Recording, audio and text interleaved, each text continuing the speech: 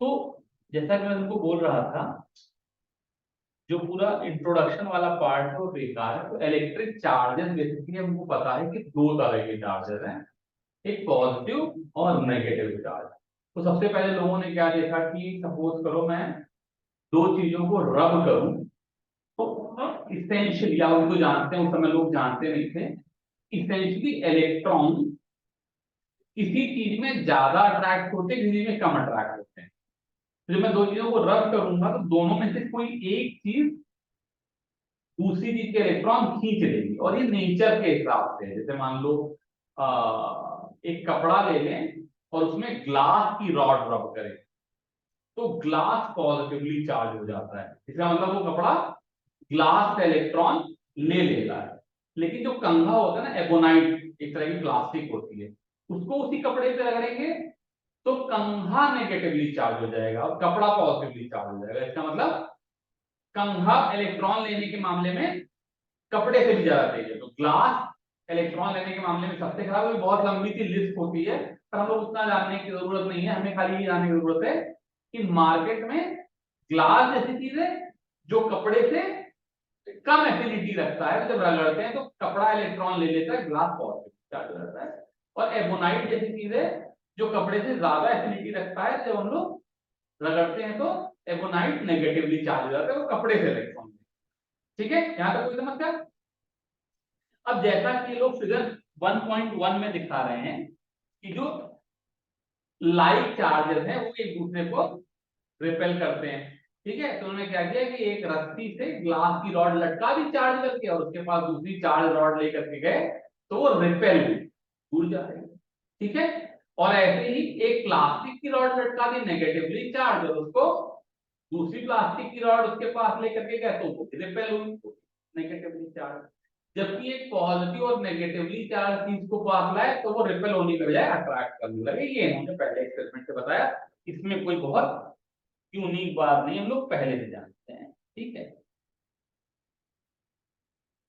फिर उन्होंने दूसरी बात बताई, कंडक्टर्स एंड इंसुलेटर। ये बहुत ही सिंपल सी बात है, जो चीजें चार्ज के फ्लो को अलाउ करते हैं वो कंडक्टर्स हैं, जो चार्ज के फ्लो को अलाउ नहीं करते हैं वो इंसुलेटर है। फिर उन्होंने कहा कोई बॉडी की चार्ज है या नहीं, ये चीज जानने के लिए हम लोगों ने एक इक्विपमेंट बनाया, इलेक्ट्रोस्कोप। तो इलेक्ट्रोस्कोप में क्या करते हैं, जैसे उन्होंने एक बॉटल में बनाया या बॉक्स में बनाया, कुछ भी कर लो, बॉटल वाला ही बना लेते हैं। यहां पर उन्होंने एक रबर का कॉर्क लगा दिया, रबर इसलिए लगाया ताकि ये खुद कंडक्ट ना करे। इसके थ्रू एक मेटल की रॉड डाली, यहाँ पे एक ब्लॉक लगा हुआ था, और नीचे एक इस तरह का हुक बना दिया। ठीक है, और इस हुक पे एक एल्यूमिनियम की फॉइल लटका दी। ठीक, ऐसे, मतलब क्या है कि मेरा हुक है, इसके ऊपर एल्यूमिनियम की फॉइल ऐसे लटकी हुई है। तो क्या होगा, जब मैं इसके ऊपर कोई न्यूट्रल चीज ला करके ठोकूंगा तो एल्यूमिनियम की फॉइल कुछ पता ही नहीं चलेगा। तो जो ग्रेविटी की वजह से एल्यूमिनियम की फॉइल के जो दोनों एंड है वो ऐसे नीचे दबे रहेंगे। लेकिन जब मैं इसके ऊपर कोई चार्ज रॉड ला करके चिपका हूं, चार्ज का मतलब पॉजिटिवली चार्ज भी हो सकता है, चार्ज का मतलब नेगेटिवली चार्ज भी हो सकता है। तो चार्ज कंडक्टर के थ्रू फ्लो होकर के एल्यूमिनियम की दोनों फॉइल्स के दोनों एंड पे आ जाएगा, और चाहे वो पॉजिटिव हो चाहे नेगेटिव, दोनों जो फॉइल है वो सेम चार्ज से रिपेल करेंगी, तो ऐसे अलग हो जाएंगे। तो बेसिकली अगर मैं कोई टच कराऊं और वो ऐसे खुल जाए, इसका मतलब वो बॉडी चार्ज है, अदरवाइज अनचार्ज है। ठीक है, इसको बोलते हैं इलेक्ट्रोस्कोप। ठीक, ये एक बात। अब ये जो तुम्हारा charging by conduction and induction है, वो जिन लोगों की बुक में है वो परेशान ना हो, वो अब लेटेस्ट एडिशन से हटा दिया गया है। तो हम लोग आ रहे हैं बेसिक प्रॉपर्टीज ऑफ चार्ज पे। तो पहली बात इन्होंने लिखी, एडिटिविटी। ठीक है ना, ऑफ चार्ज। इसका मतलब क्या है, एक बॉडी है जिसके ऊपर 2 माइक्रोकुलम चार्ज है, और मैं इसके ऊपर 3 माइक्रोकुलम चार्ज और लेकर के आऊं, तो टोटल चार्ज 5 माइक्रोकुलम का हो जाए।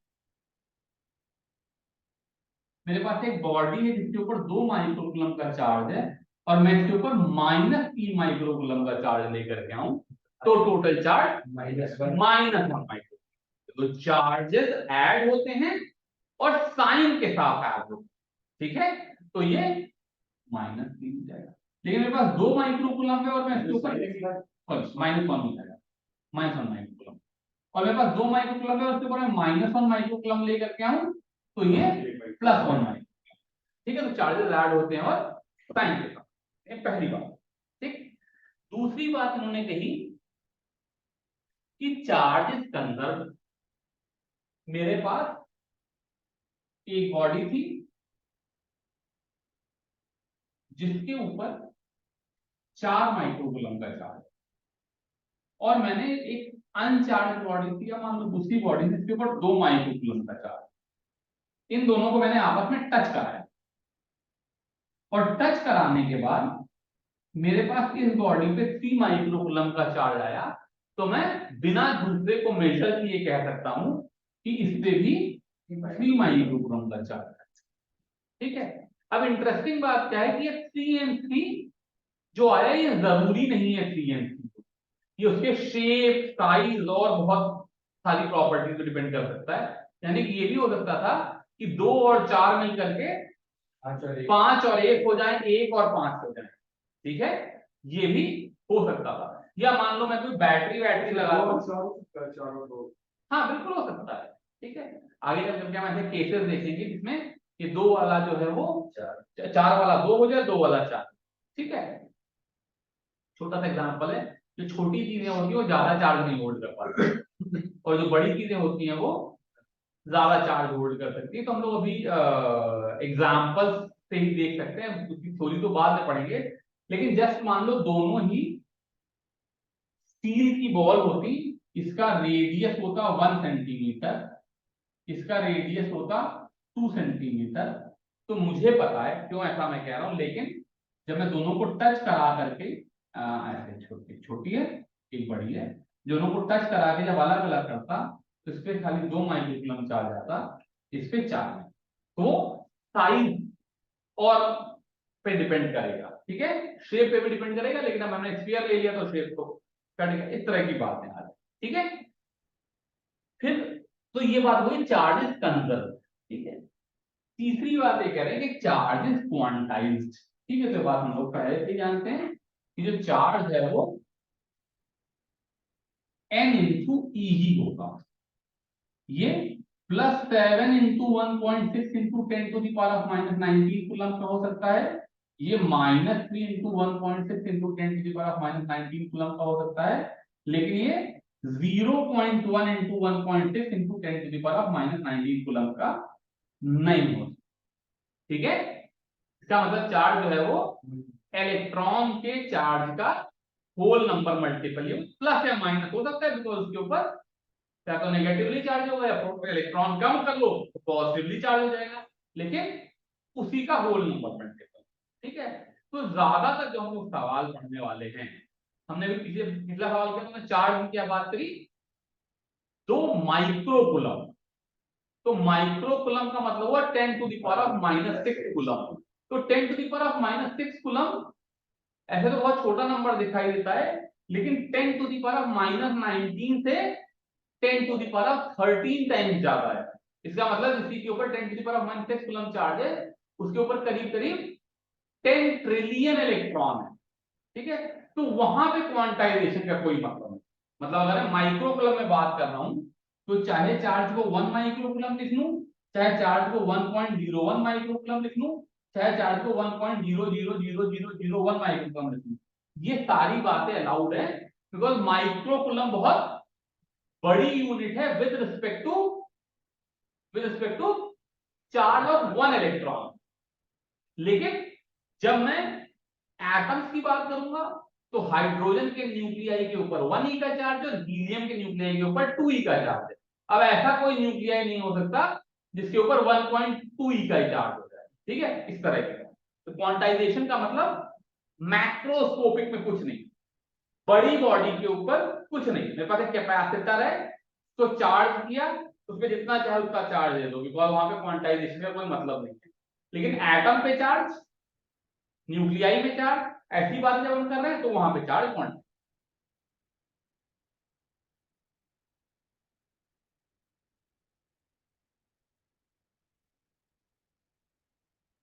तो अब इन्होंने जो अगला एग्जाम्पल दिया, तो एग्जाम्पल 1.1, ये बेसिकली हमें ये बताने की कोशिश कर रहे हैं कि कूलम इलेक्ट्रॉन के सामने कितनी बड़ी यूनिट है। तो वैसे तो 10 टू द पावर -19 के सामने 1 बहुत बड़ी यूनिट है, लेकिन just to give us a picture, देखो क्या सवाल कह रहे हैं, क्या सवाल कह रहे हैं, बोलो। ठीक है, तुम्हारा 1.2 हो जाएगा, उसमें क्या बात है। If 10 to the power of 9 electron move out of a body to another body every second, how much time is required to get a total charge of 1 coulomb? तो मेरा जो चार्ज है वो है 1 कूलम का मुझे चार्ज चाहिए, और जो मेरा फ्लो है वो 10 to the power of 9 electron per second है। तो इसका मतलब जो Q is equal to 10 to the power of 9 E per second into T second, ऐसे लिख सकते हैं। तो सेकेंड सेकेंड कट जाएगा, तो बेसिकली टाइम की वैल्यू क्या हो जाएगी, 1 coulomb upon 10 to the power of 9 into 1.6 into 10 to the power of -19। तो ये 10 टू पावर -10 की पावर +10 हो जाएगा। इसको मैं 10 upon 1.6 into 10 to the power of 9 लिखूं, तो 10 to the power of 9 second, बल्कि 10 अपॉन 1.6 करेंगे तो 6 into 10 to the power of 9 हो गया।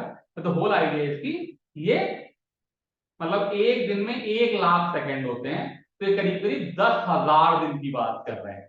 10,000 दिन करीब करीब 30 साल की बात कर रहे हैं। तो अराउंड इन्होंने टाइम सेकंड में लिखा, नहीं लिखा, और भगवान क्यों मेरा इनका आंसर लगा गया।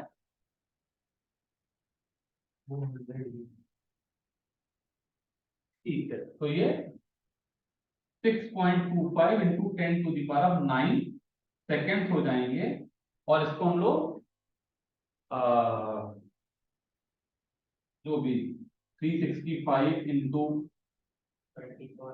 24 इंटू 3600 से डिवाइड कर देंगे, तो इससे ईयर्स हो जाएंगे, तो 200 साल का समय लगेगा। तो 10 to the power of 9 electron भी अगर हर सेकंड में फ्लो कर रहे हैं, तो भी हमें 1 कूलम का चार्ज देने में 200। तो बेसिकली तो इलेक्ट्रॉन का चार्ज और कूलम जो है, ये दो बिल्कुल अलग अलग लेवल की चीजें हैं, जिससे कंफ्यूज नहीं होना चाहिए। जो मैं थोड़ी देर बात कर रहा था कि वो जो क्वांटाइजेशन है उसका डे टू डे लाइफ में कोई मतलब नहीं, तो एटॉमिक लेवल पे छोटी चीजों के ऊपर, माइक्रोस्कोपिक लेवल पे मतलब है, मैक्रोस्कोपिक मतलब, ठीक है। फिर टोटल चार्ज जो है वो 1 कूलम चाहिए। एक सेकेंड में 10 to the power of 9 electron जा रहे हैं, इसका मतलब 10 to the power of 9 into 1.6 into 10 to the power of 19 coulomb जा रहा है। वो टाइम से मल्टीप्लाई कर देंगे तो दिया जाएगा, ठीक है। फिर कह रहे हैं how much positive and negative charge is there in a cup of water, ठीक है। तो ये दूसरी चीज दिखा रहे हैं कि देखने में तो लगता है कि एक कूलम बहुत बड़ा चार्ज है, लेकिन अगर एक्चुअली मैटर को देखें तो एक कूलम बहुत छोटा चार्ज है, ये बात दिखाने की कोशिश कर रहे हैं। तो एक कप ऑफ वाटर कितना हुआ, ठीक है, इन्होंने अपने कैलकुलेशन में 250 ग्राम, ठीक है। हाँ, तो हम लोग ऐसा कर सकते हैं 250 ग्राम ले लें, हम लोग अपना कप 180 ग्राम का ही ले लें, ताकि हमको डिवाइड करने में आसानी हो जाए। तो अपनी हमारी मर्जी है। तो 180 को 18 से डिवाइड करेंगे तो ये 10 मोल वाटर हो जाएगा। अब इस वाटर में हाइड्रोजन के 2 इलेक्ट्रॉन और ऑक्सीजन के 8 इलेक्ट्रॉन, क्या ना हो, तो आउटर में इलेक्ट्रॉन है, ऑक्सीजन तो O8 है, ठीक है। तो ऑक्सीजन के 8 इलेक्ट्रॉन, तो यानी कि हर मॉलिक्यूल पे 10 इलेक्ट्रॉन है और 10 प्रोटॉन है। तो इसका मतलब 100 मोल इलेक्ट्रॉन, 10 मोल इंटू 10 इलेक्ट्रॉन, 100 मोल इलेक्ट्रॉन है, 100 मोल प्रोटॉन है। तो 100 मोल का मतलब हो गया 100 into 6 into 10 to the power of 23 into 1.6 into 10 to the power of -19, ठीक है। तो ये अप्रोक्सीमेटली, इसकी वैल्यू एक्चुअली बहुत इंपॉर्टेंट नंबर है, इसकी वैल्यू 96500 कूलम हो जाती है एक मोल इलेक्ट्रॉन। तो ये 100 इंटू 96500 कूलम हो गया। इसको हम लोग केमिस्ट्री में काफी इंपॉर्टेंस देते हैं, इसको एक फैराडे बोलते हैं। ठीक है, यहाँ लिख लेते हैं, हालांकि हम लोगों को यहाँ पे जरूरत नहीं है, इसको एक फैराडे बोलते हैं।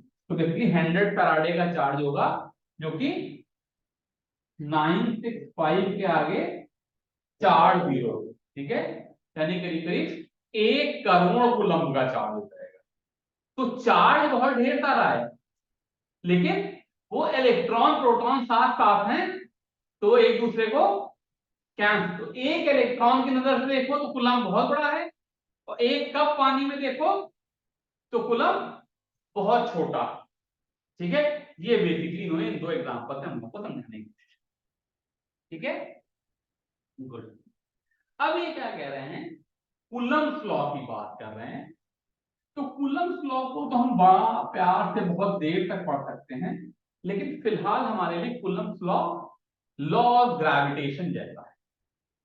ठीक है, हमने क्या पढ़ा था, एक m1 मास की बॉडी हो, एक m2 मास की बॉडी हो, और उनके बीच का डिस्टेंस r हो, तो ये F12 लगेगा, ये F21 लगेगा। Force on one because of two और force on two because of two, ये दोनों इक्वल एंड अपोजिट होंगे, और इनका magnitude G m1 m2 by r square होगा, जहां पे G की value 6.6 into 10 to the power -11 है। ये नंबर बहुत छोटा होने के कारण ही ऐसा नहीं हो रहा है कि दो बच्चे साथ में अगल बगल बैठे तो एक दूसरे को अट्रैक्ट कर लें। ठीक है, ये सूरज और जुपिटर के बीच में तो फोर्स इंपॉर्टेंट है, लेकिन यश और शिखर के बीच में ये फोर्स इंपॉर्टेंट नहीं।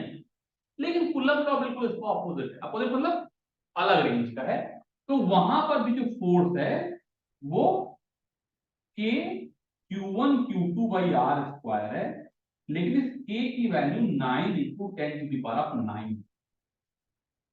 ठीक है, 9 इंटू 10 टू द पावर 9 का मतलब क्या हुआ कि अगर एक एक कूलम का चार्ज कहीं से हो जाए, जो कि पैदा करना बहुत ही ज्यादा मुश्किल है, और उनको 1 मीटर की दूरी पे रखें, तो कितना फोर्स लगेगा बताओ, 9 इंटू 10 टू द पावर 9। यानी अगर मैं जी की वैल्यू 9.810 के आसपास मानूं, तो 9 के आगे 8 जीरो, 9 के आगे 8 जीरो का मतलब हुआ 90 करोड़ किलो का वजन। तो 90 करोड़ किलो के पत्थर के नीचे किसी को दबा दिया जाए, उतना फोर्स लगेगा अगर दो बॉडी के ऊपर 1 कूलम का चार्ज है। ठीक है, तो इसका मतलब क्या हुआ, जो इलेक्ट्रोस्टैटिक फोर्स है वो बहुत ज्यादा स्ट्रॉन्ग है। ठीक है, इसीलिए क्या होता है, जो मैं चार्ज की बात कर रहा था वो नहीं कह रहा था ये बॉडी पे 2 कूलम का चार्ज है, ये बॉडी पे 3 कूलम का चार्ज है। मैं कह रहा था ये बॉडी पे 2 माइक्रो कूलम का चार्ज है, कहीं 1-1 कूलम का चार्ज होगा तो वैसे ही दूसरे में घुल जाएंगी। ठीक है, और वो 1 कूलम का चार्ज पैदा, मतलब मैथमेटिकली तो मैं सवाल पूछ रहा हूँ, चलो मैं मेरा जो मानो वो बोल दूं, 10 कूलम भी बोल दूं, 100 कूलम भी बोल दूं, मिलियन कूलम भी बोल दूं, लेकिन प्रैक्टिकली चार्जेस जो है वो कूलम में नहीं होते। प्रैक्टिकली चार्ज माइक्रो कूलम में, नैनो कूलम में, बहुत बड़ा बड़ा कोई कैपेसिटर होगा तो उसमें मिली कूलम में। ठीक है, बहुत मुश्किल है, मिली कूलम भी बहुत बड़ी बात है। ठीक है, बिकॉज अगर ये भी मिली कूलम हो जाए, ये भी मिली कूलम हो जाए, और ये 1 मीटर हो जाए, तो जाकर के तभी भी फोर्स 9000 न्यूटन का हो जाएगा। 9000 न्यूटन का मतलब हुआ 900 किलो का वजन, मतलब तभी भी एक मारुति कार के नीचे लेटने के बराबर वजन होगा अगर 1-1 मिली कूलम का भी चार्ज। ठीक है, तो दैट शोज कि electrostatic force is like very strong. ठीक है, जिसको दिखाने का एक दूसरा तरीका भी लोग बताते हैं, पता नहीं जिंदगी में कभी एक्सपेरिमेंट किया है कि नहीं, कागज के छोटे छोटे टुकड़े फाड़ करके फेंक दो, ऐसे कंघा करो, कंघा उसको अट्रैक्ट करता है। तो आइडियली क्या हो रहा है, इतनी बड़ी पृथ्वी उसको नीचे खींच रही है ग्रेविटेशन से, और मेरे कंधे में जो दो चार तो नहीं कहूंगा, बट जो भी थोड़े से इलेक्ट्रॉन लग गए हैं वो उसको ऊपर खींच रहे हैं। और दोनों में से कौन ओवरकम कर ले जा रहा है? वो इलेक्ट्रॉन जो थोड़े से हैं, वो इतनी बड़ी पृथ्वी के मास को बैलेंस करके ऊपर खींच ले, बैलेंस क्यों, ज्यादा खींच के ऊपर खींच रहे हैं। इसका मतलब क्या हुआ कि जो इलेक्ट्रोस्टैटिक फोर्स है वो ग्रेविटेशनल फोर्स से कई कई कई गुना ज्यादा बड़ा है, जो बेसिकली इस number 9 into 10 to the power of 9 और उस number 6 into 10 to the power of -11 से दिखाई। ठीक है, अब ये जो number 9 into 10 to the power of 9 है, बहुत से लोग इसको 1/4 pi epsilon naught into Q1 Q2 by R square कहते हैं, जहां पे एप्सिलॉन नॉट की वैल्यू कितनी हो जाएगी? 9 into 10 to the power of 9, sorry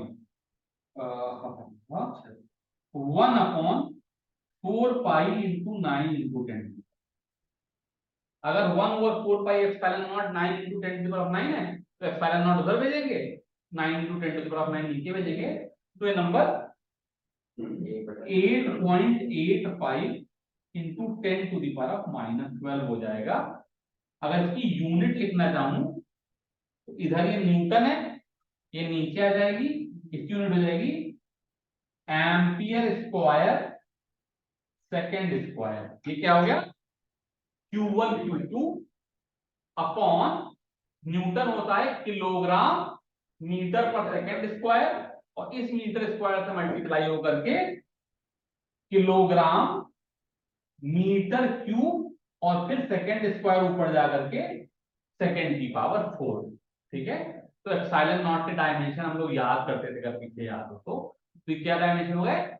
ampere square second की power 4 upon kilogram metre cube, इस तरीके से आपकी वैल्यू। ठीक है, ये एक तरह से वैक्यूम की प्रॉपर्टी, इसको बोलते हैं परमिटिविटी ऑफ वैक्यूम।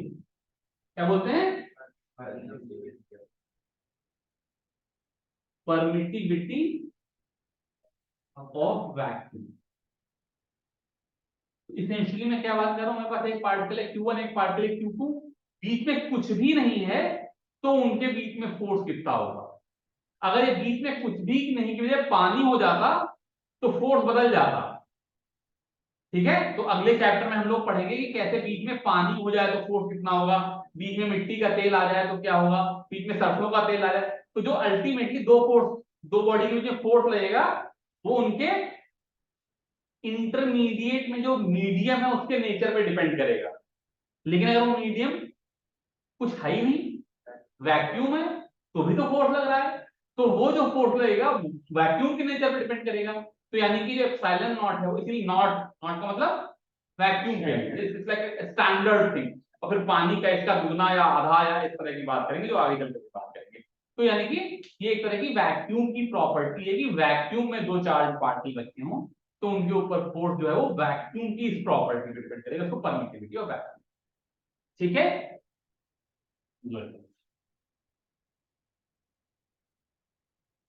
अब क्या हुआ, अगर तुम इक्वेशन 1.2 देखो, ठीक है, हाँ, ये तो क्या है कि एप्सिलॉन नॉट की यूनिट जो है हमारी वो न्यूटन कूलम स्क्वायर बाई सही बात, मैं SI यूनिट के चक्कर में फंस गया।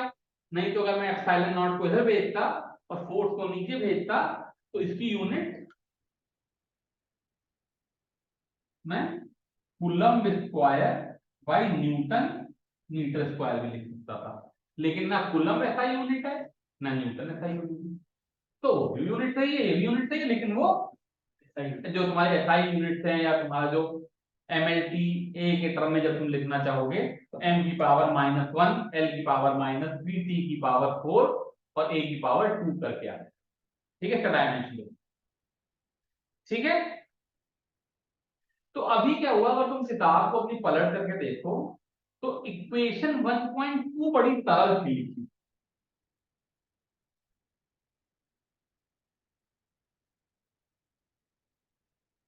इक्वेशन 1.2 क्या लिखा है? मैग्नीट्यूड ऑफ फोर्स या force forming is equal to 1/4 pi epsilon naught mod of Q1 Q2 by R square. ठीक है, लेकिन अगर उसके जस्ट नीचे देखना शुरू करो तो इक्वेशन 1.3 जो है ये वेक्टर इक्वेशन आ गई, ठीक है। थोड़ी देर के लिए हम लोग इसके बारे में ज्यादा चिंता नहीं करेंगे, क्योंकि हो क्या रहा है, जीवन बहुत ही सरल है।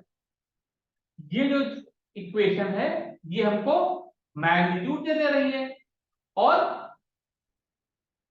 अगर दोनों चार्जेस लाइक हैं तो एक दूसरे को रिपेल करेंगे, और दोनों चार्जेस अनलाइक हैं तो एक दूसरे को अट्रैक्ट करेंगे। तो सरल सी बात क्या हुई कि अगर मान लो मेरे पास ये एक्स है, ये ओरिजिन है, यहां पे मान लो 1/3, चलो जो हम लोग नंबर आसान है, मान लो 1 माइक्रोकूलम का चार्ज है, और ये कोई दूरी है x = 0.01 मीटर। यहां पर भी इसको रख लेते हैं, ये ओरिजिन है, ये Q1 है, ये 1 माइक्रोकूलम है, ये Q2 है, ये 2 माइक्रोकूलम है, ठीक है। तो फोर्स तो बड़े आराम से निकल गया, 9 × 10⁻9 इंटू 10⁻⁻6 इंटू 2 × 10⁻⁻6 अपॉन 10⁻⁻2 का स्क्वायर, ठीक है ना, पक्का। तो मैंने जानबूझ करके ऐसे नंबर लिए कि 9 2 18 बाहर आ जाए, और ये 9 और -12 और नीचे -4, तो ये इंटू 1 है। यहाँ तक कोई दिक्कत? अब हम लोग कह देंगे चूंकि फोर्स रिपल्सिव है, इसलिए force on 1 microcoulomb is -180 Newton I cap. क्यों? क्योंकि रिपल्सिव का मतलब क्या हुआ, वो Q2 से दूर होगा तो नेगेटिव एक्स एक्सिस में होगा, और force on 2 microcoulomb is +180 Newton I cap, क्योंकि ये रिपल्सिव है तो उसको उधर ढकेलेगा, रिपल्शन का मतलब अवे फ्रॉम Q1, तो वो प्लस आई कैप, ठीक है। और अगर मान लो एक चीज 1 माइक्रोकूलम होती और दूसरी चीज -2 माइक्रोकूलम होती, तो मेरे जीवन में कोई खास फर्क नहीं पड़ता, ये वाला फोर्स जो होता है +180 हो जाता, और ये वाला -180 हो जाता, क्योंकि अब इस पे अट्रैक्टिव फोर्स लग रहा होता तो ये +x की तरफ हो जाता है, इस पे रिपल्सिव पे अट्रैक्टिव लग रहा होता तो ये -x। और अगर मान लो दोनों नेगेटिव होते तो फिर से पहले ऐसी बात हो जाती, दोनों रिपल्सिव हो जाते, ठीक है। तो इसलिए मतलब हम लोग बहुत ज्यादा इसके लिए परेशान हैं। यहां तक कोई कष्ट है? बहुत कष्ट नहीं। दूसरा एक जो छोटा सा सवाल आ गया वो ये हो गया कि ये जो फोर्सेस है ये वेक्टर है, ठीक है। अच्छा,